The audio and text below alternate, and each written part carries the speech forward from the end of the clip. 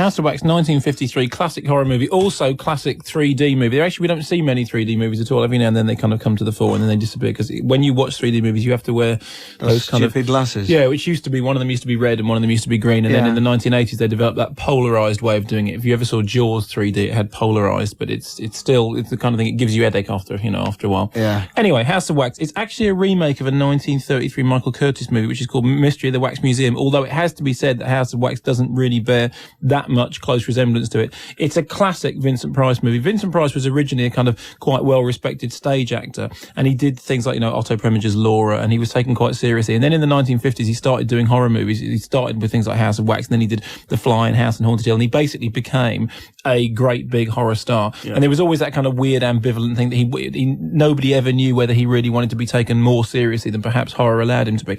Going back and watching House of Wax now, he is incredibly hammy in it. I mean, it is a fantastically hammy performance. It's really good. It's really, really enjoyable. The story is that, Vincent Price is Professor Henry Jarrow. He's a guy who makes these wax models in a wax museum. He's in partnership with Roy Robertson. At the very, very beginning of the film, Roy Roberts decides that, in fact, that the museum isn't making enough money. He wants Vincent Price to do all these other kind of exhibits which Vincent Price isn't interested in. So what happens is that Roy Roberts decides that he's going to burn the museum down. And normally we play a clip sort of a bit later on, but because I actually sort of quite like to set this up, I want to play you this clip. This is the classic scene from right at the very, very beginning of the film, in which it is explained to Vincent that all his life's work is about to be destroyed. The things that you want to listen for in this clip, which is so great, is that Price is basically acting a sane person, and during the course of the conversation, he goes from being a sane person to be somebody who actually might be quite crazy. And just listen to the way he does this. Sounds familiar, doesn't it, lad? Okay. Bob. A man has to be a little nuts to be a good showman. The sooner I'm out of it, the better. You'll be out soon, Matthew. Mr. Wallace returns from Egypt in 3 months. He'll be ready to talk business then. I heard him. That's no good for me. But surely you don't I have a expect chance to buy in on something that'll pay off in a big way, and 3 months is too late. Besides, what guarantee do I have that he won't go cold on the deal? Sorry, Matthew. It's the best I could do. Well, I can do better. How would you like to split $25,000 with me? Did you call me crazy? You ever thought of what would happen if we had a fire here? In the cellar, there's 6 barrels of wax. Wax has a paraffin base. It's highly inflammable. This whole place would go up like a paint factory. Burn? Burn all my people? Do you think I'm a murderer? Oh, stop dreaming, will you? These dummies are insured for $25,000. That's $12,500 for each of us.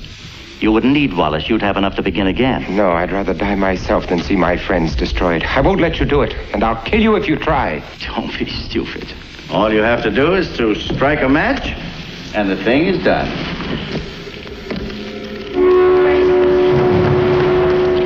Which, of course, he promptly does, and we'll let this run underneath. And what then happens is that the entire wax museum burns to the ground. Isn't that Burn all my people! Isn't that a fantastic performance? And the thing in which he says, "I won't let you, and I'll kill you to stop." It's fantastically done. What we now have playing out in the background is one of the most famous scenes in the movie, in which what happens is the wax museum burns down, and we see all the wax dummies start to melt. Yeah.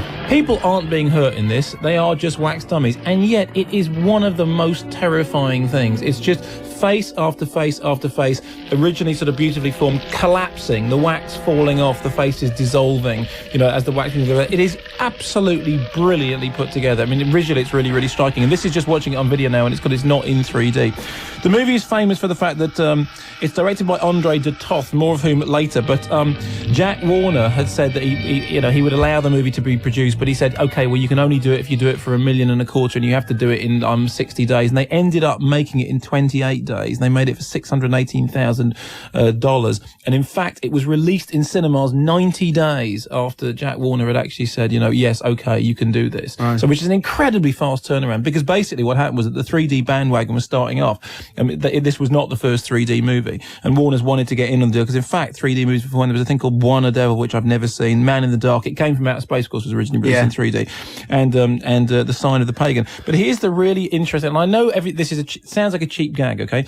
But the film was directed by Andre de Toth, okay? And he went on later and he made another 3D movie called The Stranger Wore a Gun, and he also made a movie later on called The Two-Headed Spy. Because the interesting thing about him was he only had one eye, so he couldn't actually see in 3D. He could only see in 2D, even without the sort of fantastic 3D glasses. And yet he managed to direct what is clearly the definitive 3D movie. I mean, there are scenes in this film in which you really do feel like the fire is enveloping you. It's one of the very few 3D movies in which the gimmick isn't the whole thing. It actually has a plot and characters, and it's not just a matter of, spears flying out and, sharks coming towards you and cars sort of racing off the street towards you. It's also filmed using something that they called at the time Warnerphonic sound, which was basically the forerunner of surround sound, and what we now have is kind of like Dolby stereo. So this was, if you imagine going to the cinema in 1953 to see this, you're not used to Vincent Price yet. He hasn't become a camp hero yet.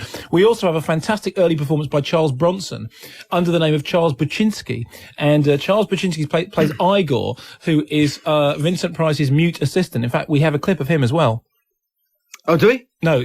That was a gag. All right. That was a clip, then there was a bit of it. But anyway, so, and he plays this kind of incredibly, he looks like a boxer, and he's got this, it's that standard Charles Bronson face, you know what I mean? It's just like, he doesn't move at all. Everything is completely granite, and he's called Igor, and he sort of romps around in the background, and he's great. And what happens after the clip that we heard then is that everyone thinks Vincent Price is dead. He then comes back from the dead and starts killing people and using them to make a new wax museum made out of dead bodies. It's a grisly idea, brilliantly done. One or two interesting, little bits of trivia. I'm just going to say this again. It has a very, very early performance by Charles Bronson, playing under the name then as Charles Buczynski, and he plays Igor. And the interesting thing, of course, is that Igor is mute, so he doesn't. And we've got a clip from his performance for this.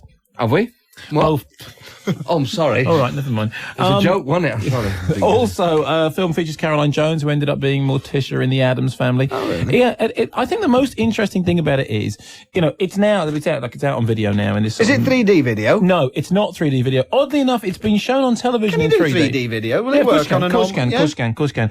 They've had television seasons of 3D, and in fact, funnily enough, I know that this was shown on television in 3D because Frank Sidebottom was in the office earlier on, and who literally did leave his head around, and he has a huge 3D collection. He said, no, I remember watching it on television. It is entirely possible. In fact, I think once the Radio Times gave out a bunch of 3D glasses. I think they did, yeah. That's right. And it's the classic old ones, the red and the green. We don't have the But that was for Joan Bakewell's My Kind of Day in 3D on the back page, of course. Thank you. But this isn't in 3D. But the interesting thing about House of Wax not in 3D is it's one of those few movies like It Came From Outer Space. In fact, like Dial M for Murder, which was the Hitchcock film, which of course nobody remembers was actually originally filmed in 3D, does work in 2D. It has a very strange quality to it. I mean, there are still things like there are scenes in which balls come flying at you, and there are scenes in which things definitely leap out of the screen, and there's a scene in which Bronson leaps across the camera, and that the film obviously was intended in 3D, but actually does have a slightly kind of displaced quality about it anyway. I mean, even just looking at that picture, right, that picture on the front of Vincent Price, it has got a very strange optical depth to it. The fact is that rectified 3D always looks like it has some kind of strange field of depth in it anyway. So it does work. It's beautifully put together. It's a marvelously written and played piece. It's fantastically hammy. The special effects, which are basically a bunch of wax dummies melting, are incredibly gripping. It's like Eyes Without a Face. It's not phenomenally clever that they did it, but you're still sort of quite shocked that it works as well as it does. And the fact is, Vincent Price is a god, and this is one of the things that basically put him on the map as a horror icon. And long may he reign, because it's he deserves it. He's absolutely bloody marvelous. And we've got copies of this to give away. Yes, we have. A bit later on. Okay, then fair enough. Right, that's House of